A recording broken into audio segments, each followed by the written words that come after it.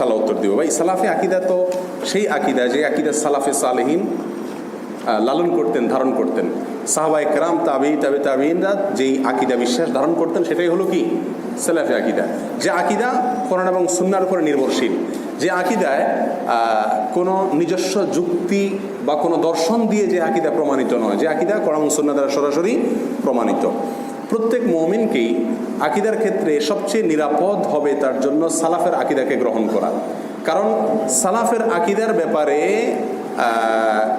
অন্তত এই ব্যাপারে কোনো সংশয়ের সুযোগ না যে তারা কোনো ভুল ভ্রান্তি করেছেন। কারণ সালাফে সালেহিন কোরআন এবং সুন্নাহকে, ইসলামী আকিদাকে যেভাবে বুঝেছেন সেই বুঝটাই একমাত্র সঠিক বুঝ। কারণ পরবর্তীতে যে বুঝগুলো আসছে সেই বুঝগুলোর ভিতরে বিভ্রান্তি প্রবেশের সুযোগ থাকতে পারে।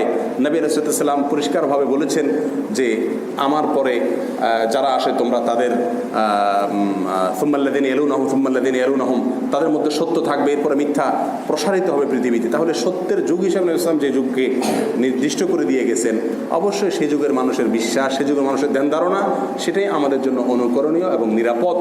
সালাফের আকিদার চাইতে নিরাপদ কোনো আকিদা বিশ্বাস পৃথিবীতে আর হতে পারে না।